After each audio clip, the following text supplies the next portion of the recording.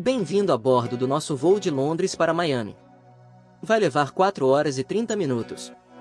O clima em Miami é... Espera, o piloto acabou de dizer 4 horas e meia? Parece um sonho, mas provavelmente se tornará realidade em menos de 10 anos a partir de agora. A Boom Supersonic, fabricante de aeronaves, está trabalhando em um jato supersônico para passageiros chamado Overture, que será capaz de transportar de 65 a 80 pessoas a 2 vezes a velocidade das aeronaves comerciais atuais. Uma das principais companhias aéreas americanas está interessada em comprar cerca de 40 aviões. O avião, que custará 200 milhões de dólares, recentemente passou nos testes de túnel de vento. Se tudo correr bem, o primeiro protótipo completo do Overture será lançado em 2025 e voará a quase o dobro da velocidade do som. O avião será capaz de mostrar sua velocidade máxima sobre o mar, então deve ser ideal para voos transatlânticos. Viajar de Nova York para Paris, por exemplo, não deverá levar mais do que 4 horas, mas primeiro ele terá que obter todas as permissões oficiais para fazê-lo. Algumas pessoas estão céticas em relação ao conceito de jato supersônico para passageiros, pois se lembram da história do Concorde. Esse avião de alto padrão levava pessoas de Londres para Nova York em cerca de 3 horas e também fazia outras conexões transatlânticas. As passagens custavam incríveis 10 mil dólares por assento, e os passageiros tinham acesso a um lounge super exclusivo com lagosta e carne Angus para o almoço. O Concorde fez seu último voo comercial em 2003. Era um grande consumidor de combustível e havia muitas reclamações das pessoas que viviam perto dos aeroportos sobre o barulho que ele produzia. O Overture deve ser mais eficiente em termos de consumo de combustível, mais leve e ter um software melhor para torná-lo mais aerodinâmico. No entanto, o ruído ainda pode ser um problema, pois as aeronaves supersônicas precisam de motores aerodinâmicos que são bastante barulhentos. Isso certamente mudará no futuro, pois os aviões percorreram um longo caminho desde seu primeiro voo em 1903. Naquela época, os irmãos Wright deram início à era aérea com um voo de 12 segundos, percorrendo 120 pés na Carolina do Norte. A velocidade máxima naquela época era de cerca de 30 milhas por hora, mas ainda parecia bastante impressionante. O primeiro serviço aéreo de passageiros do mundo decolou apenas 11 anos depois. O voo de St. Petersburg, Flórida, para Tampa, Flórida, durou 23 minutos, cobrindo uma distância que de carro levava cerca de 20 horas ao redor da Bahia. Isso foi uma grande economia de tempo. As passagens custavam 5 dólares e foram esgotadas 16 semanas antes. No entanto, a companhia aérea faliu após 4 meses. A nova era da aviação começou nos anos 1950, com a introdução do motor turbofan. Isso se tornou possível com o uso de materiais resistentes à temperatura e sistemas complexos de resfriamento do ar. Os aviões também ficaram mais leves, pois passaram a ser feitos de materiais compostos. As asas também melhoraram ao longo dos anos.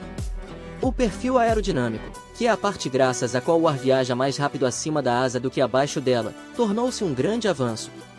Graças a isso, os aviões mantêm uma baixa velocidade durante a decolagem, o que significa que se movem suavemente e consomem menos combustível.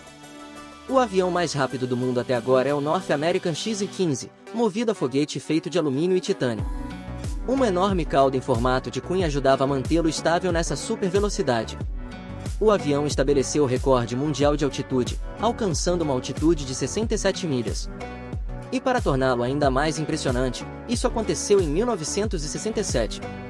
Então, se isso já era possível naquela época, por que não voamos todos de aviões foguete ou pelo menos supersônicos, especialmente em voos de longa distância? Em termos de velocidade, os aviões de passageiros ainda estão onde estavam há 50 anos. Principalmente porque acelerar os voos também os tornaria muito mais caros.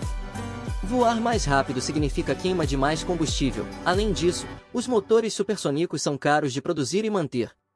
Outro motivo é forças naturais. Os ventos afetam a velocidade de um avião e nenhuma tecnologia pode controlar o vento. Um vento de cauda forte pode ajudar a mover-se a uma velocidade maior, enquanto um vento de proa pode diminuir a velocidade da aeronave. Os aviões voam principalmente a altitudes de até 7 milhas. Lá em cima, o ar é mais fino, o que significa menos resistência e um avião pode voar mais rápido e economizar algum combustível. Além disso, as temperaturas mais baixas tornam os motores a jato mais eficientes. Outra vantagem de voar nessa parte da atmosfera é que é menos turbulenta, então os voos são mais suaves. Jatos particulares não podem voar tão alto, eles são menores e seus motores não são fortes o suficiente para atingir tais altitudes, então eles ficam em torno de 15.000 pés. O avião estava no ar por meros 25 segundos quando os pilotos perceberam ruídos estranhos e vibrações bizarras. Eles tentaram várias maneiras de melhorar a situação, mas nada funcionou. As falhas do motor continuaram e, pouco mais de um minuto após o voo, quando o avião atingiu 3.000 pés, ambos os motores falharam, primeiro o direito, 2 segundos depois o esquerdo. Os pilotos decidiram retornar ao aeroporto de onde tinham acabado de partir, ao mesmo tempo em que tentaram reiniciar os motores. Nada parecia funcionar. A tripulação de voo decidiu inclinar o avião para baixo e depois nivelá-lo. Talvez isso pudesse ajudá-los a ganhar velocidade para o planeio, mas logo perceberam que não conseguiriam chegar ao aeroporto. O avião estava prestes a cair. Foi então que ocorreu o milagre em Gotemburgo. Na manhã antes do voo, tudo começou normalmente. Procedimentos de pré-voo regulares. Bom tempo. Os membros da tripulação eram pilotos experientes, um capitão dinamarquês de 44 anos com mais de 8.000 horas de voo e um primeiro oficial sueco de 34 anos com 3.000 horas. Então, o que poderia dar errado? O avião em si era quase novo, era um McDonnell Douglas MD-81 apelidado de Dana Viking. Fez seu primeiro voo em 16 de março de 1991. Naquele fatídico dia, a aeronave estava em serviço por apenas 9 meses. Havia 122 passageiros e 7 membros da tripulação a bordo do voo 751 da Scandinavian Airlines, um voo programado de Estocolmo, Suécia, para Varsóvia, Polônia, com uma escala em Copenhague, Dinamarca. A aeronave decolou de Estocolmo conforme o cronograma, às 8h47, horário local, mas naquele momento, as pessoas a bordo já estavam condenadas, tudo por causa de uma terrível sequência de eventos antes da partida. Tudo começou na noite anterior, quando o avião chegou ao aeroporto de Estocolmo após um voo de Zurique. Eram 22h09. A aeronave passou a noite no portão e lá fora estava frio. A temperatura havia caído para 34 graus Fahrenheit, um pouco acima do ponto de congelamento. O que tornou a situação ainda pior foi que quase 3.000 quilos de combustível congelante ainda permaneciam nos tanques localizados nas asas. O combustível estava tão frio porque o avião havia voado na altitude de cruzeiro, onde a temperatura do ar fora da cabine variava de menos 61 a menos 80 graus. O voo de Zurique durou cerca de 1h40. Um técnico de voo veio verificar a aeronave. O homem teve que remover um pouco de gelo do trem de pouso, caso contrário, ele não seria capaz de examiná-lo. Por volta de 2h da manhã, quando ele estava saindo, ele notou que havia gelo cobrindo a parte superior das asas. Pela manhã, a situação tinha se tornado ainda pior. Uma camada de gelo claro, quase invisível, tinha se formado no topo das asas. O avião precisava deixar o portão por volta das 8h30 da manhã, uma hora antes da partida. O mecânico responsável pela aeronave percebeu que havia gelo cobrindo a parte inferior das asas. Ele decidiu garantir que não houvesse gelo na parte superior das asas. Ele subiu em uma escada e colocou um joelho na asa, depois se inclinou para frente para tocar a parte frontal da asa. Não havia gelo, apenas um pouco de neve molhada. O mecânico decidiu garantir que tudo estivesse bem com a entrada de ar de um dos motores. Ele não encontrou nada anormal. Logo após, a equipe utilizou mais de 220 galões de combustível de gelo para remover o gelo do avião. O mecânico consultou o capitão da aeronave e ordenou que a equipe também degelasse a parte inferior das asas, pois ele havia visto gelo lá. Mas ninguém pensou em verificar se havia gelo claro na parte superior das asas. Depois de concluído o procedimento, o mecânico informou ao capitão: "Estamos prontos aqui." O degelo terminou. Havia muita neve e gelo, mas agora está tudo limpo. O capitão agradeceu ao mecânico e prosseguiu com os procedimentos pré-voo. O avião taxiou até a pista, os sistemas anti-geada dos motores foram ativados e não mostraram mau funcionamento. No entanto, vários passageiros posteriormente afirmaram ter visto gelo deslizando da parte superior das asas enquanto o avião decolava. Mesmo assim, o avião deixou o solo e seguiu em direção a Estocolmo como de costume.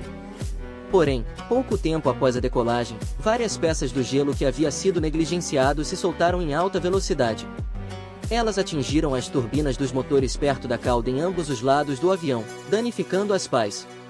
Isso levou a uma série de falhas nos motores e o resto é história.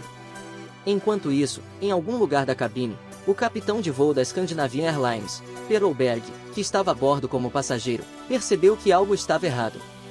Ele informou inicialmente a comissária de bordo que estava sentada no assento de salto traseiro que o motor direito estava falhando. Ela tentou entrar em contato com a tripulação de voo, sem sucesso. Então, o capitão uniformizado correu para o cockpit e perguntou se poderia ajudar os pilotos. O primeiro oficial lhe entregou a lista de emergência e o capitão pediu a ele para iniciar a unidade de energia auxiliar, uma pequena turbina a gás na cauda do avião. Os conselhos e ajuda de Oberg foram inestimáveis, mas seriam o suficiente para salvar o avião e as pessoas a bordo? Quando o avião emergiu das nuvens a uma altitude de 890 pés, os pilotos perceberam que não teriam tempo suficiente para voltar ao aeroporto. Um pouso de emergência imediato era inevitável. O capitão assistente transmitiu a ordem para a tripulação de cabine e eles começaram a preparar os passageiros. Havia um campo grande ao norte do local, mas o capitão percebeu que não teriam tempo suficiente para alcançá-lo, então ele escolheu um campo muito menor em uma área florestada na direção do voo. Não estava longe da vila de Gotemburgo, na Suécia. O avião estava a apenas 1.300 pés acima do solo quando o capitão assistente começou a estender os flaps. A uma altitude de 183 pés, o capitão informou ao controle de Estocolmo: "Estamos caindo no chão." 7 segundos depois, o avião atingiu várias árvores e perdeu uma grande parte de sua asa direita. Nesse momento, o trem de pouso já havia sido estendido e a velocidade diminuído para 139 milhas por hora. Pouco depois, a cauda do avião bateu no chão e se soltou. A aeronave continuou a deslizar pelo campo ainda em alta velocidade, percorrendo 360 pés com seu trem de pouso principal deixando marcas no solo. Em certo ponto, o avião perdeu o trem de pouso principal e o dianteiro. Sua fuselagem se partiu em 3 partes, mas, milagrosamente, não houve incêndio. Se você olhar as fotos do local do acidente, verá que o avião se partiu em pedaços, com suas partes espalhadas pelo campo. É difícil acreditar que todas as 129 pessoas a bordo do avião tenham sobrevivido. Você sabe por que as janelas dos passageiros nos aviões estão principalmente abaixo do nível dos olhos? Os aviões seriam mais baratos, mais fortes e mais fáceis de construir sem janelas. Mas elas estão lá porque muitas pessoas gostam da vista, especialmente há cerca de 100 anos, quando os voos eram frequentemente realizados em altitudes baixas. Além disso, se alguns passageiros estiverem se sentindo mal, olhar pela janela pode ajudá-los a restabelecer seu senso de equilíbrio, pois seus olhos estão continuamente relatando o que está acontecendo ao seu redor. As janelas nessa posição também ajudam a distribuir a carga ao redor de forma mais uniforme. O piso da cabine, onde as pessoas se sentam, não está totalmente no fundo da aeronave, o que faz com que as janelas acabem ficando bastante baixas em comparação com o volume total da cabine e com o nível dos olhos dos passageiros sentados. Isso é tudo por hoje, então, se você satisfez sua curiosidade, deixe um like no vídeo e compartilhe com seus amigos. Ou se você quiser mais, clique nesses vídeos e fique no lado positivo. E não esqueça, se gostou desse vídeo, aperta aqui embaixo em se inscrever, ativa o sininho e deixe o seu like. Nos vemos na próxima.